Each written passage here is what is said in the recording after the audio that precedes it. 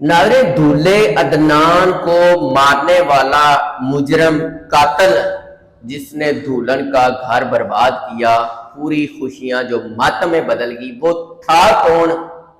उसका बैकग्राउंड क्या था? क्या वो बदमाश था? पिस्टल कहां से लिया? इलाके में किस तरह रहता था?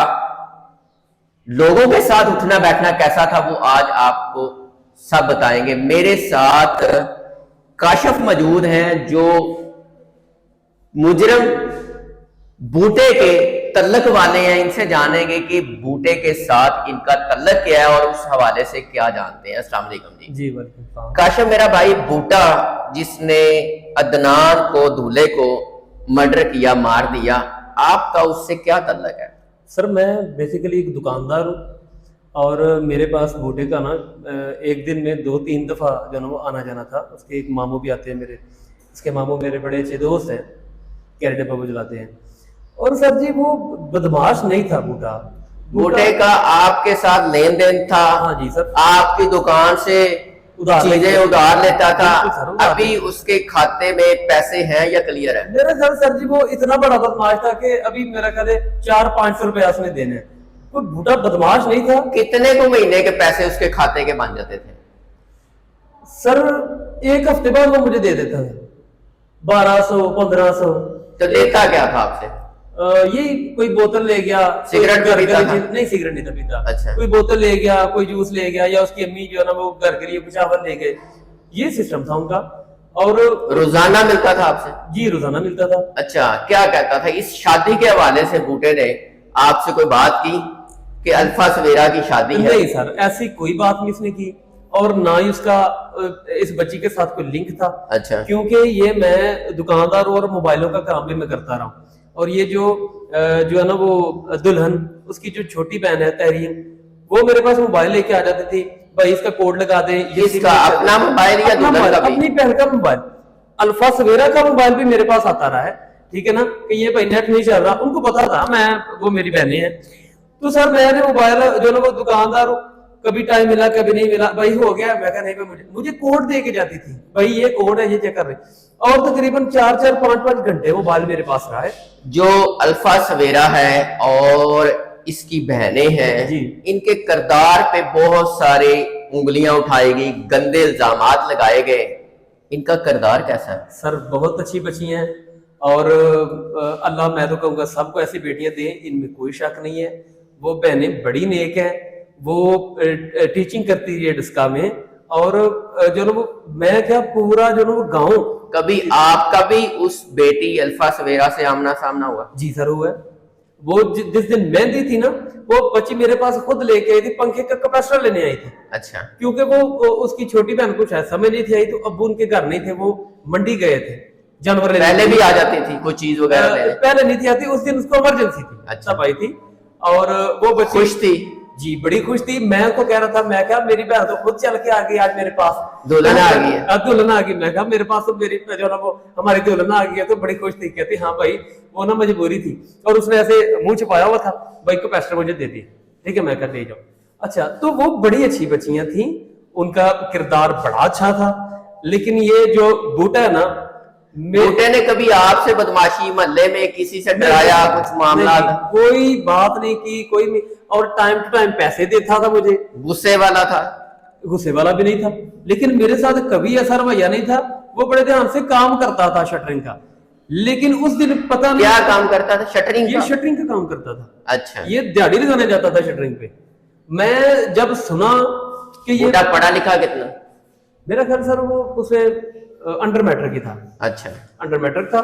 और मैं अभी तक हैरान हूं उसने पिस्टल कहां से लिया है, वो गोलियां। ये बड़ा क्रिटिकल सिचुएशन है, लेकिन पता नहीं क्या सिस्टम है उस पे, क्या उसको कोई सर जी अल्लाह। पिस्टल उसके वालिद का नहीं था? कहा जा रहा है कि अपने उसके वालिद का पिस्टल था, उसका वो लाइसेंस वो लिया होगा। लेकिन इससे पहले ना कभी मैंने इसके पास पिस्टल देखा था, ना कभी उसने कोई धमकी लगाई, कभी बदमाशी, कोई लेन देन भी कभी खराब नहीं हुआ? ऐसा मामला नहीं था। लेकिन उसने दोनों के घर उजाड़ दिए हैं। और जो अदनान भाई थे जो कत्ल हो गए हैं, अल्लाह उनकी मगफिरत करे। आप भी शादी में गए थे? जी सर, मैं शादी पे गया था।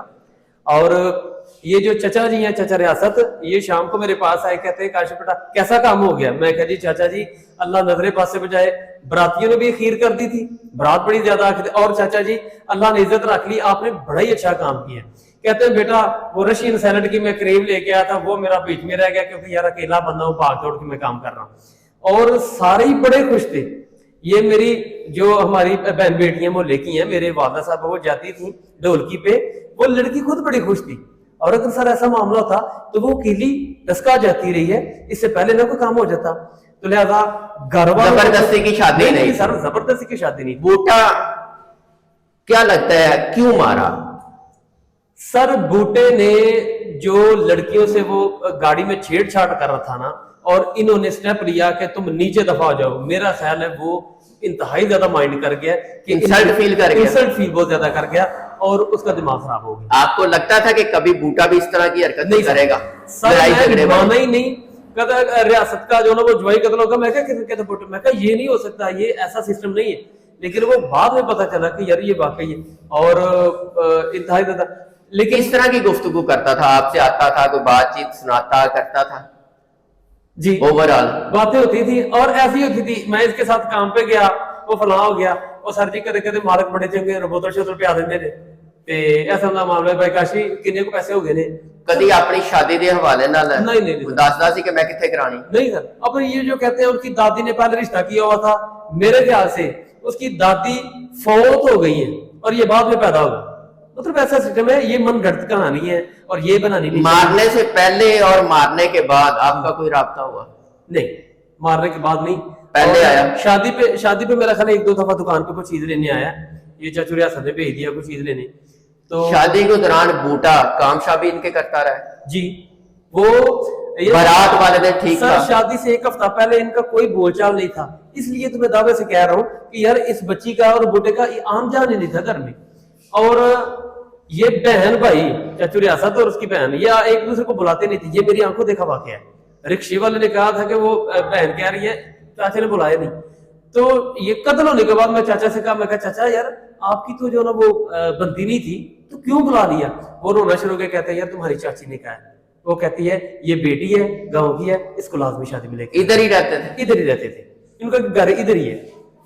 क्या कहते हैं बूटे ने क्या किया और क्या सजा होनी चाहिए? सर बूटे को जो ना वो जिसने सजा इनको दी है ना, ये ना खत्म होने वाली है। उनका बेटा फौत हो गया, ठीक है ना, उनके घर वाले जो ना वो उनके साथ ज्यादती हुई है, लेकिन अब उन्होंने बड़ी ज्यादती की है। लेकिन बूटे की जो सजा कानूनी लिहाज से बनती है ना, वो सजाए मौत हो, वो फांसी हो, वो लाजमी होनी चाहिए। क्योंकि ऐसे जो ना वो अनासर फिर अगर वो बाद में आ जाए ना, तो इनके लिए भी खतरा है। इससे पहले बूटे का किरदार ठीक है, कोई क्रिमिनल नहीं है, कोई FIR नहीं है, कोई FIR मोहल्ले में लड़ाई झगड़ा नहीं है, कोई लड़ाई झगड़ा, ये सिर्फ उसी टाइम की रंजिश या इंसल्ट वाला मैटर है। हाँ बिल्कुल सर। वो बूटा किस किस को मारना चाहता था? वो बूटा अवैस को, दुल्हन के भाई को, दुल्हन के भाई और अदनान को, क्योंकि इन्होंने उसे हाँ जी मारा। अगर भाई अदनान उसके साथ ना वो झगड़ते तो मेरा ख्याल है सिर्फ अवैस टारगेट होता, और वो इंसल्ट इतनी दुल्हन के साथ कोई रंजिश नहीं, कोई रंजिश नहीं थी। बहुत शुक्रिया नाजरीन, आप भी अपनी राय का इजहार कीजिएगा। इजाजत दीजिए, अल्लाह ने